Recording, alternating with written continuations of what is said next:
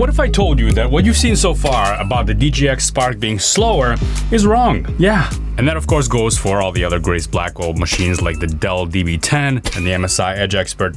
We'll get into those in another video. Because here's how most of us on YouTube test this out. Llama run Qwen 3.4b. We're gonna do the verbose flag. Let's have it write a story.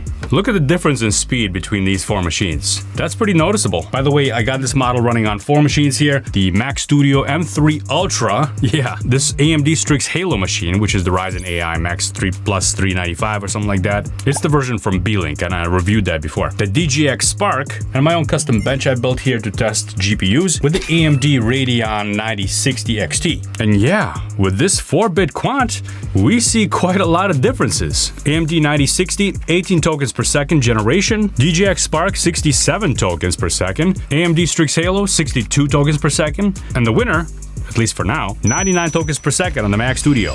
I've actually built a couple of benchmarks here to really get into the weeds of this. I'll get into that shortly, but I also ran the Qwen 3.4b in 8-bit quantization, so in other words, not as quantized as that. And I ran it directly on Llama CPP that I compiled directly for each one of these platforms, so it's native. Llama does have a little bit of overhead, not that much, but here are the numbers for the Q8. M3 Ultra, 97, that's pretty close to what we got. The B-Link machine, which I picked because it was the fastest Strix Halo machine, by the way, so this is what we're gonna get. For those that are interested in Strix Halo, I know a lot of you are. Here's my custom build with the AMD Radeon card, and here's the Spark.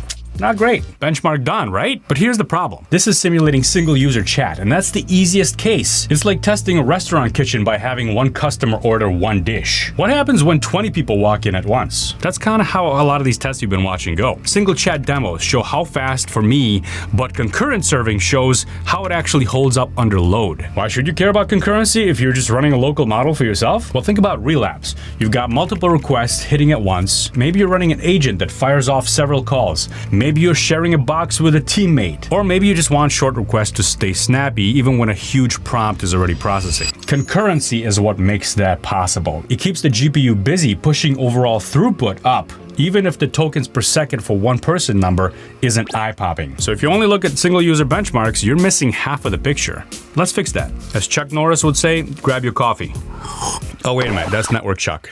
Never mind. So these days, I'm always flipping between models. GPT for research, Claude for coding, Nano Banana for image generation, VO, Kling, and Runway for video, 6 tabs, 6 bills, and counting. Enter Chat LLM Teams. One dashboard houses every top LLM, and Route LLM picks the right one. GPT Mini for ultra-fast answers, Claude Sonnet for coding, Gemini Pro for massive context. They recently added Gemini 3 and GPT 5.1 the moment they dropped. Create professional presentations with graphs, charts, and deep research detailed content. Need human-sounding copy? Humanize rewrites text to defeat AI detectors. Need visuals? Pick frontier or open source models. Nano Banana, Midjourney, Flux for images, Magnific for upscaling, plus VO, WAN, and Sora for video, all built in. You also get Abacus AI Deep Agent to pretty much do anything. Build full-stack apps, websites, reports with just text prompts, and deploy them on the spot. They have Abacus AI Desktop, which is the brand new coding editor and assistant that lets you vibe code and build production-ready apps. And the kicker? It's just $10 a month, less than one premium model. Head over to chatllm.abacus.ai or click the link below to level up with Chat LLM Teams.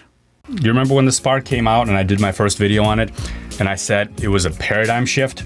Well, that's what I'm talking about. You need to think about using the Spark a little bit differently. It's a machine that's geared for professionals, and it's priced that way too. Let's take a look at Llama CPP after all, since we're on the subject. I ran a bunch of sweeps that kind of discover the sweet spots for running these models. You can run any model you want with Llama CPP or VLLM. VLLM is what I really want to get into. Hint, hint. We'll come back to that in a moment. The sweep can discover how many concurrencies is best for performance and also the max tokens. Let's take a look at what happens when we do 2 concurrent requests with Llama CPP. Well, things change a little bit, don't they? Look at Mac Studio, going from 97 tokens per second to 178, almost doubling. I didn't do the math, don't check me. My custom AMD bench, 57 going up to 82, a little bit better, but not great. The B-Link machine going from 42 to 69. Very significant numbers, both of those in the history of the world and the universe. And Spark goes from 51 to 51. Let's take a look at 4 concurrent, 8 concurrent, 16, and 32. Well, it looks like after 4, Llama CPP doesn't really care about concurrency. And by the way, there's another way to run Llama CPP that would give us a little bit more leeway, and I'll do that in another video, so make sure you don't miss that. But for now, running Llama CPP as a server does best for this model at this quant with 4 concurrent connections, giving us about 270 plus tokens per second on the Mac Studio. So Mac Studio has to be the winner, obviously. It's time to talk about VLLM and MLX. VLLM, Virtual Large Language Model. I actually didn't know what it stood for, but that's what it is. It's an open source library that significantly speeds up large language models. It works really well on NVIDIA boxes, hint hint. They have the ROCm implementation. It's early days, but it's working. But unfortunately, it doesn't work on Apple Silicon yet. Hopefully. Now on Apple Silicon, we've got something called MLX. MLX provides a NumPy type of API. Basically, it's an array framework that allows you to do quick matrix multiplications, which is what's needed for machine learning projects. And if you compare MLX to Llama CPP, MLX just smashes it in pretty much every test that I've done in the past. By the way, if you're running Llama CPP, it can't do MLX natively. You can't do MLX with Ollama either. But if you're using LM Studio, it lets you run GGUF models, which are basically Llama CPP models, and it lets you do MLX. So if you want a really easy path to be able to use MLX on Apple Silicon, just download LM Studio. In my case, I installed MLX from source. If you want to dig a little deeper, you can go to the GitHub repo for MLX. Llama CPP, MLX, VLLM, they're all open source. You can check them out. And you can go to their GitHub repositories, grab the code if you want to, take a look at the code, build them if you want, or just install them in your Python environment. Now I'm curious, what happens when you do VLLM versus Llama CPP on the Strix Halo box, for example? Let's take a look at that. Oh, that is actually kind of surprising. Llama CPP does a lot better for this particular model and this particular quantization. That kind of surprised me. Took me off guard, but hey, it happens. I don't know everything. I'm just a guy on YouTube testing stuff and showing it to you. Let's take a look at more concurrencies for that. 2, 4, 8, and 16. We have a little convergence, but still, VLLM doesn't catch up yet. Let's go up to 128. Oh, well, look at that. Llama CPP hits a ceiling around 4 or 8 concurrencies, but VLLM keeps going, baby.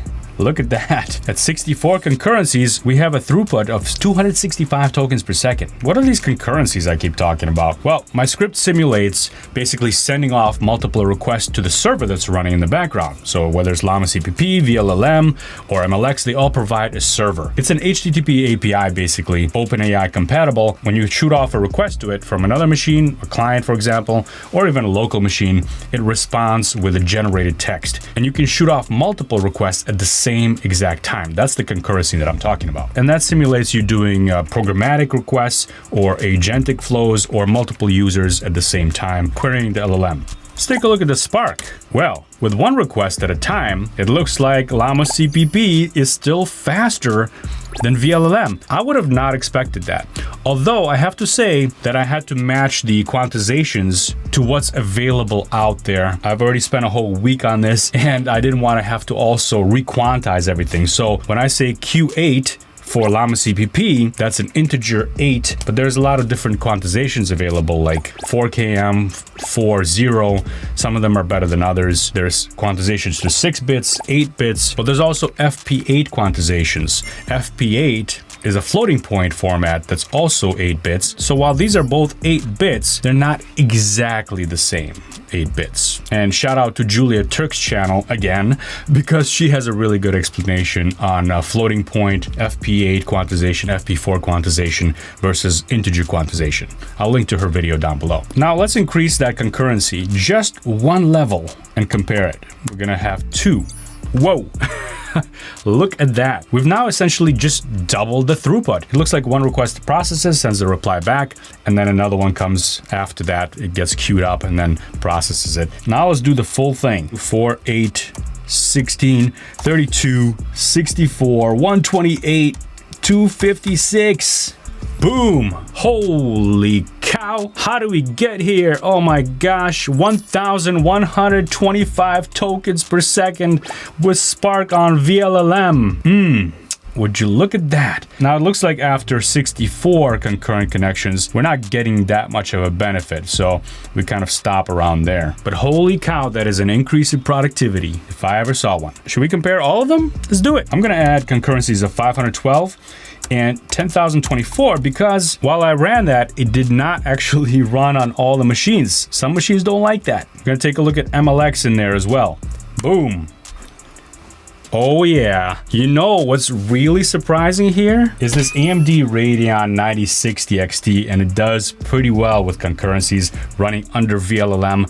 918 tokens per second throughput on that. Our M3 Ultra, 518 tokens per second, pretty good with MLX. It's almost 2 times more than with Llama CPP, but it's nowhere close to what we get with the Spark under VLLM, 1,150 tokens per second there. And for those that are interested in the Strix Halo, it's okay. It does pretty well. It runs VLLM, but as you can see, there are some bottlenecks somewhere along the way. Let's check max tokens also. 128, 256, 512, and 1,024. And this actually brings up our AMD Radeon box and the Spark, 1,371 now. That's if max tokens is 128. But look at the differences in the number of max tokens. If you go to 1,024, then the Mac Studio is back on top. 396 tokens per second for the Mac Studio, which beats out the Spark at 386 tokens per second. But that's only when max tokens is 1,024 and the concurrency is 16 or higher. Here's a little zoom in of that chart area that matters the most. Notice that the Mac Studio just gave up on Llama CPP with this max tokens value right after the concurrency was 2. It just said, nah, that's too much. But it kept going with MLX, which is kind of interesting. But there is one more trick that the NVIDIA machine has up its sleeve. See, on NVIDIA Blackwell chips, there is a newish format, and that's FP4. FP4 itself is not old, but NVFP4, it's a new and efficient, accurate, low precision inference thing.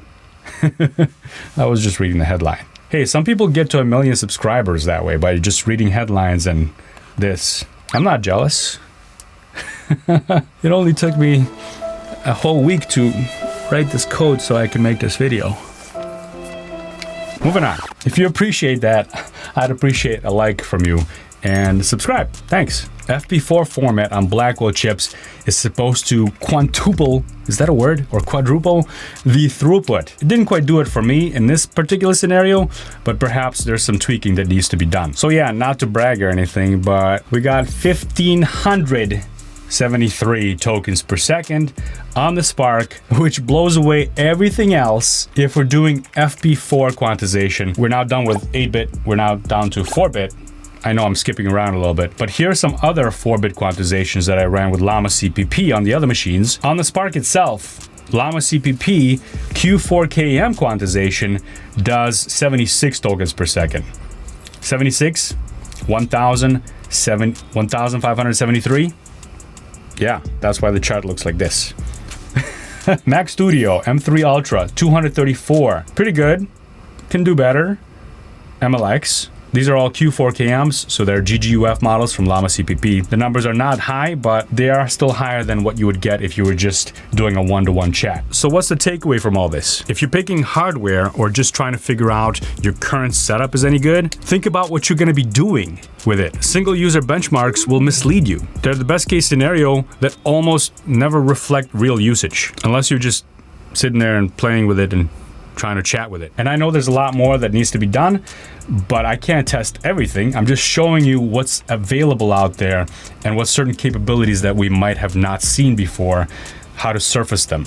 Anyway, test under load, try multiple inference engines, and don't trust a benchmark that only shows one user chatting with a model, even though I am kind of guilty of showing that myself many times.